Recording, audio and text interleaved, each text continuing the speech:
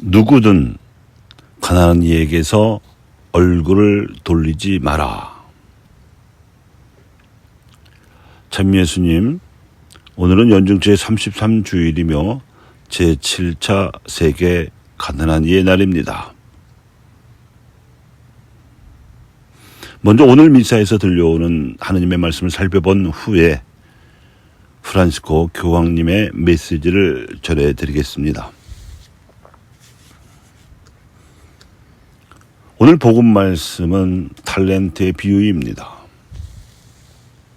이 비유는 마테오가 집 대성해 놓은 예수님의 가르침 가운데에서 종말 설교에 들어 있습니다. 가난하고 고통받는 이들을 위해 베푼 자비와 사랑의 탤런트를 우리가 사는 동안에 얼마나 잘 썼는지를 죽음 이후에 서게 될 하느님의 재판정에서 심판하시겠다는 메시지입니다. 그런데 예수님께서 보시기에는 이 자비와 사랑의 탤런트를 잘 활용한 의인들은 자비와 사랑의 은총을 넉넉히 받게 되어 천국에 들어갈 테지만 이 탤런트를 쓰는데 인색한 자들은 어둠 속으로 내쳐지리라고 말씀하셨습니다. 사도 바오로는 오늘 제2독서에서 천국과 지옥이 결판나는 그 심판의 순간이 반드시 죽는 순간만이 아니라 자비와 사랑이 행해지는 모든 순간임을 전제로 그 시간과 날짜가 미리 정해져 있는 것이 아니라 밤 도둑처럼 올 것이라고 경고하였습니다. 이 경고에 담긴 메시지는 최후의 순간에 도박하듯이 심판받으러 들지 말고 살아있을 때 매 순간 이 심판에 대비하라는 뜻입니다. 그래야 제1독서인 잠언에서는 이상적인 가정의 일상생활에서 아내의 복을 누리는 남편의 처지를 칭송하고 있는데 이를 신약의 관점에서 해석하자면 이러합니다. 신랑이자 남편은 그리스도이시고 신부이자 아내는 교회입니다. 교회가 신자들에게는 자모이신 성교회이지만 예수님께는 당신이 목숨 바쳐 사랑하는 아내입니다. 교회의 지체들인 신자들이 가난하고 고통받는 이들에게 자비와 사랑을 베풀면 구약 성경에서 칭찬받는 훌륭한 아내처럼 교회의 머리이자 남편이신 예수 그리스도께로부터 칭송을 받을 수 있을 것입니다. 이를 위하여 프란시스코 교황님께서는 전 세계 가톨릭 그리스도인들에게 아래와 같은 메시지를 보내셨습니다. 왜 아직도 가난한 이들에 대해 말하는가? 올해로 7번째를 맞이한 세계 가난한 이의 날은 이상과 같은 하나님 말씀을 실천하도록 권장하는 전례적이고 사목적인 배려입니다. 모든 가톨릭 신앙인들이 천국을 살다가 죽어서도 영원한 복락을 누리도록 권유하는 메시지인 겁니다. 가난한 이들을 사랑함은 하느님 아버지의 자비를 풍성하게 드러낼 수 있는 표정이면서 동시에 우리가 가난한 이들과 더불어 살아갈 수 있게 하는 공동체적 삶의 버팀목이기 때문입니다. 이런 배려에 부응하여 신앙인들이 가난한 이들과 더불어 살아가는 삶을 실천하게 되면 우리는 복음의 핵심을 새롭게 발견하게 될 것입니다. 이미 많은 신앙인들이 가난한 이들을 돕고 환대하는 사회복지적인 노력을 기울이고 있지만 돕는 이들의 숫자로 보아도 그렇고 돕는 노력의 규모만 보아도 그것만으로는 아직 모자랍니다. 우리의 예상보다 훨씬 더 많은 가난한 이들이 우리의 예상보다 더 비참한 현실 속으로 내몰리고 있기 때문입니다. 그래서 7번째 맞이한 세계 가난한 이의 날에 아직도 가난한 이들에 대해 말합니다.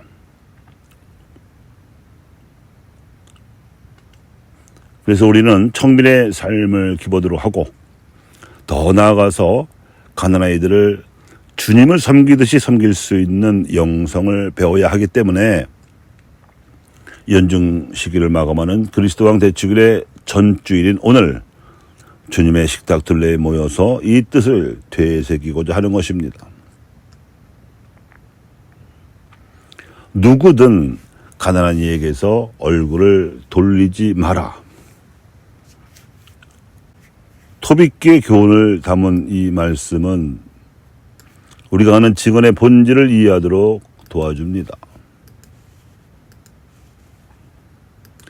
그다지 잘 알려지지 않은 구약 성경 본문이지만 우리의 마음을 사로잡는 힘이 있고 지혜가 가득한 토비끼 묵상을 통하여 우리는 거룩한 저자의 메시지를 더욱 잘 이해할 수 있습니다.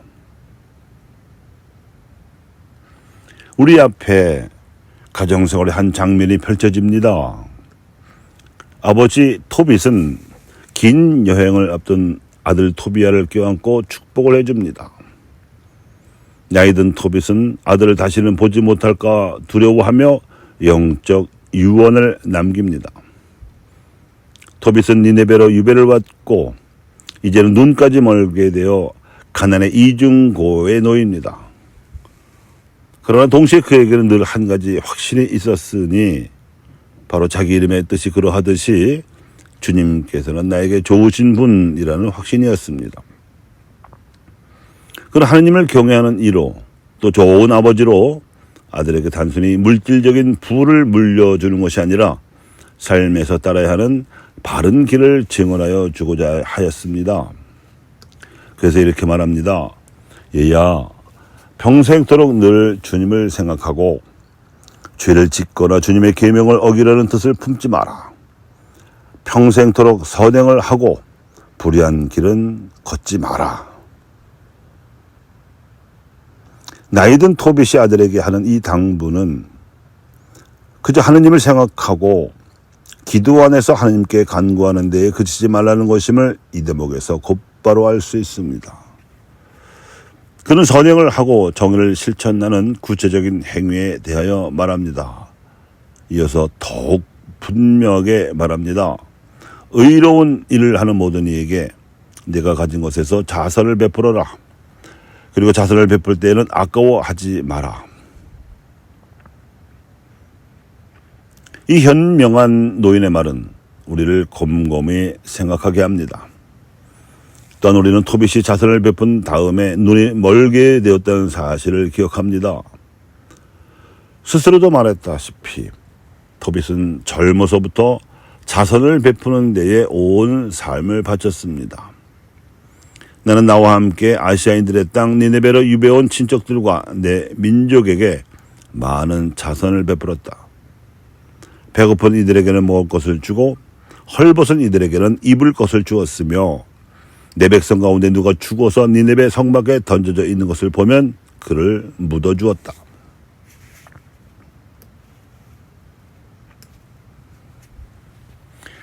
그런데 이러한 자선활동을 이유로 터무니없게도 임금은 그에게서 모든 재산을 몰수하여 그를 극빈으로 내모는 악행을 저질렀습니다.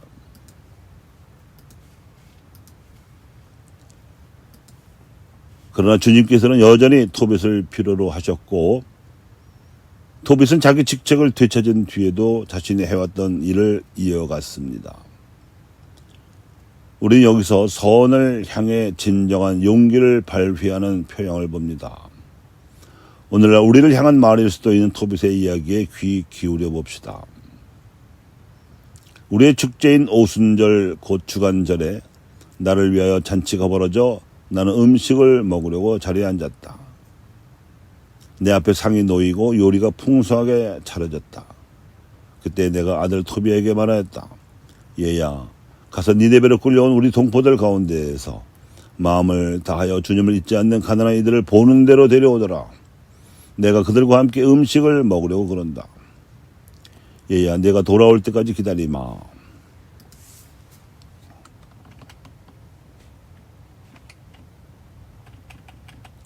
가난한 이들의 날에 우리가 토빗의 이러한 관심을 우리의 것으로 삼는다면 그 의미가 얼마나 크겠습니까? 성찬의 식탁에 함께한 뒤에 누군가를 초대하여 주일 만찬을 함께 나눈다면 우리가 거행한 성찬례는 참으로 친교의 표지가 될 것입니다. 주님의 제대에 모인 우리가 모두 형제 자매임을 참으로 깨닫고 우리의 축제 음식을 곤공한 이들과 나눈다면 우리의 형제가 얼마나 더 잘 드러나겠습니까? 토비아는 아버지 분부대로 따랐으나 한 가난한 이가 살해당하여 장터에 던져졌다는 소식을 듣고 돌아왔습니다. 나이든 토빗은 잔치상을 뒤로하고 주저없이 일어나 그를 묻어주려고 나갔습니다. 기진 맥진에서 집에 돌아온 토빗은 마당에서 잠들었는데 참새똥이 두 눈에 떨어져 눈이 멀게 되었습니다. 선행을 하는데 벌이 따르다니 이 무슨 운명의 아이러니인가. 우리는 이렇게 생각하게 되지만 신앙은 우리에게 더 깊이 들어가라고 가르칩니다. 토빗이 눈멀게 된 것은 역설적이게도 주위에 있는 수많은 형태의 가난을 더욱 분명하게 깨닫게 할 수 있는 힘이 됩니다. 때가 되면 주님께서 그의 시력을 돌려주시고 아들 토비아를 다시 보게 되는 기쁨을 주십니다. 그날이 올 때 우리는 다음과 같은 말을 듣습니다. 토빗이 아들의 목을 껴안고 울면서 얘야 네가 보이는구나 내 눈에 비친 네가 하였다. 그리고 이렇게 말하였다. 하느님께서는 찬미 받으소서. 그분의 위대한 이름은 찬미 받으소서. 그분의 거룩한 천사들 모두 찬미 받으소서. 그분의 위대한 이름 언제나 우리 위에 머무르소서. 그분의 천사들 모두 영원히 찬미 받으소서. 그분께서 나에게 벌을 내리셨지만 내가 이제는 내 아들 토비아를 볼 수 있게 되었다. 이러한 토빗의 유언에 대한 묵상을 우리는 이렇게 생각해 볼 수 있습니다. 이민족 사이에서 하나님을 섬기고 자기 목숨을 걸 정도로 이웃을 사랑하게 하는 용기와 내면의 힘을 토빗은 어디에서 얻었을까요? 토빗의 이야기는 특별합니다. 충실한 남편이며 인자한 아버지인 토빗은 고향에서 멀리 추방되어 불의를 겪고 임금에게 박해당하며 이웃에게 냉대받았습니다. 그토록 착한 사람이었음에도 그는 시련에 놓였습니다. 성경에서 흔히 가르치듯이 하나님께서는 의로운 이들에게 시련을 아끼지 않으십니다.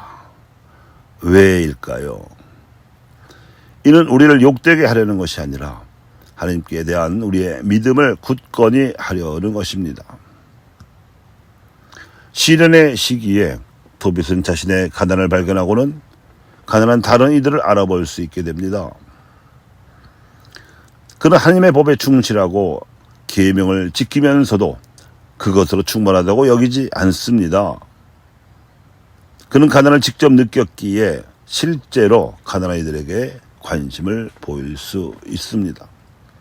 그렇기에 누구든 가난한 이에게서 얼굴을 돌리지 마라 하고 아들 토비에게 전하는 말은 그의 참된 유언이 됩니다.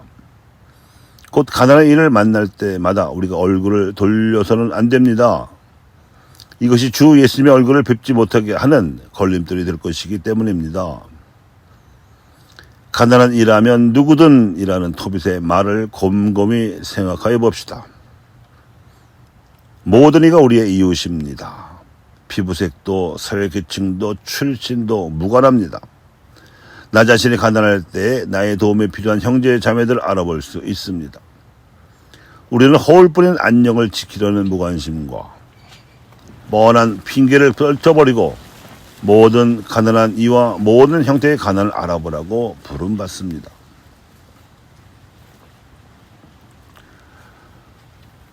너도 가서 그렇게 하여라. 우리는 가난한 이들의 필요를 특히 섬세하게 헤아리지 않는 시대를 살아가고 있습니다. 풍족한 생활 양식을 택하라는 유혹과 압박이 커져가는 반면 가난 속에 살아가는 이들의 목소리는 무시당하곤 합니다. 젊은 시절에 재산을 모으지 못한 연로한 세대도 많지만 절대 다수의 젊은 세대는 아직 재산을 모으지 못했기 때문에 가난합니다.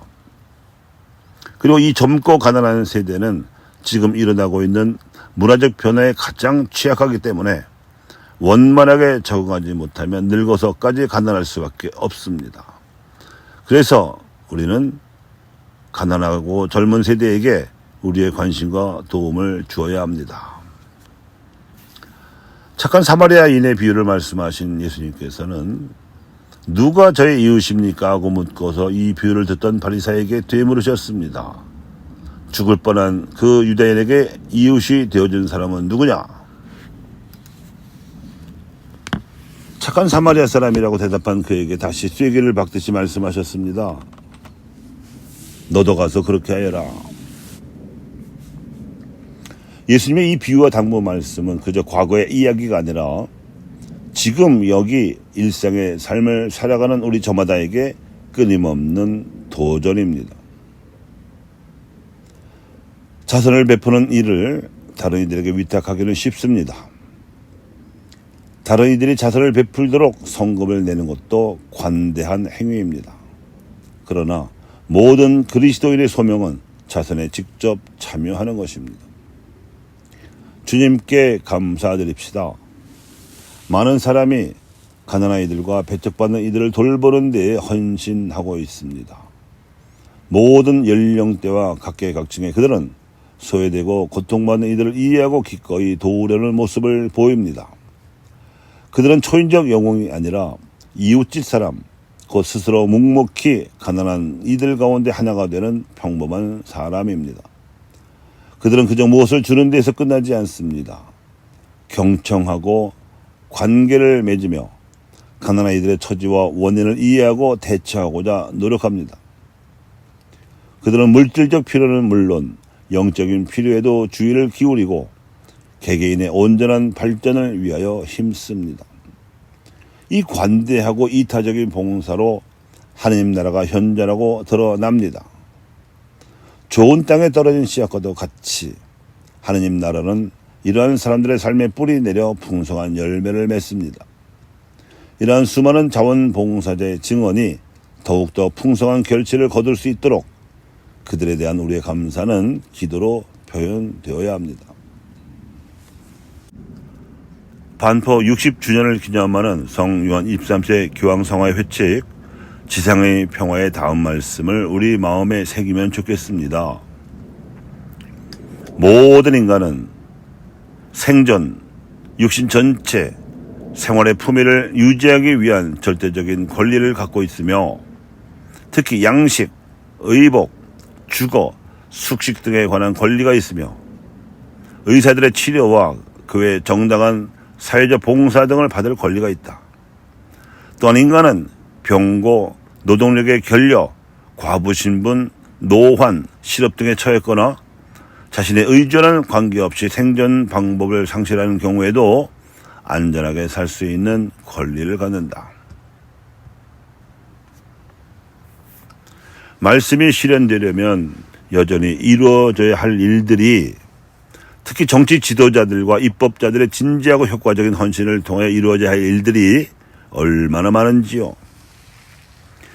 공동선을 위하여 식별하고 봉사하는 데 뒤따르는 온갖 제약과 때로는 정치적 실패에도 가난한 이들에게 봉사하는 자발적인 헌신의 가치를 믿는 시민들 사이에서 연대와 보조성의 정신이 꾸준히 길러지기를 바랍니다.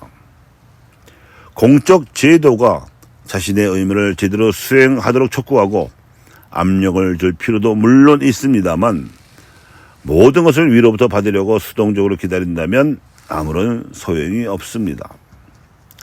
빈곤 속에 살아가는 이들 또한 변화와 책임의 과정에 참여하고 동행할 수 있도록 하여야 합니다.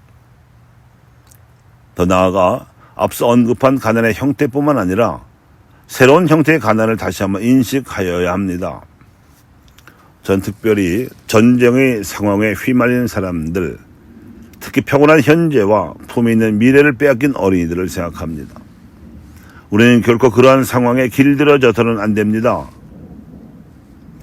부활하신 주님의 선물이며 정의와 대화를 위한 헌신의 열매인 평화를 증진하고자 끈기 있게 모든 노력을 기울입시다. 또한 다양한 분야에서 발생하는 새로운 형태의 투기를 무시할 수 없습니다. 이는 많은 가정을 더욱 가난하게 만드는 극적인 물가 급등을 일으켜 왔습니다. 수입은 빠르게 바닥나고 모든 이의 존엄성을 위태롭게 하는 희생이 강요됩니다. 어떤 가정이 영양 섭취를 위한 음식과 병원 치료 사이에서 선택해야 한다면 이때 우리는 인간 존엄성이라는 이름으로 두 이익 모두에 대한 권리를 옹호하는 이들의 목소리에 주의를 기울여야 합니다. 그렇다면 현재 노동계 안에서 빚어지는 윤리적 혼란을 어떻게 간과할 수 있겠습니까? 수많은 노동자에게 가하는 비인간적 대우, 노동에 대한 부적합한 대가, 고용 불안이라는 참상, 그리고 때로는 안전한 일터보다 즉각적 이익을 선택하는 사고방식에서 비롯된 과도한 재해 관련 사망자 수 등이 그렇습니다. 우리는 성 요한 바오로 2세 교황께서 강조하신 다음의 말씀을 떠올리게 됩니다. 노동의 가치를 부여하는 일체적인 근거는 인간 자신이라는 것을 뜻할 뿐이다. 아무리 인간이 일할 운명을 타고났고 소명을 받았다 하여도 우선적으로는 노동이 인간을 위하여 있는 것이지 인간이 노동을 위하여 있는 것은 아니라는 사실이다. 그 자체로 심각한 괴로움인 이러한 형태의 가난들은 이제 우리 일상생활의 일부가 되어버린 빈곤의 실태에 대한 부분적인 설명일 뿐입니다. 저는 특히 젊은이들에게 영향을 미치며 점점 더 두드러지는 가난의 형태를 언급하지 않을 수 없습니다. 젊은이들에게 자신을 낙오된 패배자나 아무짝에도 쓸모없는 사람이라고 생각하도록 부추기는 문화는 그들에게 허상을 만들어내어 얼마나 많은 좌절과 얼마나 많은 자살을 일으키고 있습니까? 이런 치명적 영향에 대항하도록, 그리고 그들이 자기 확신을 가지고 너그러운 어른으로 성장할 수 있도록 다양한 방법으로 젊은이들을 도웁시다. 가난한 이에 관하여 이야기할 때 수사적 과정에 빠지기 쉽습니다.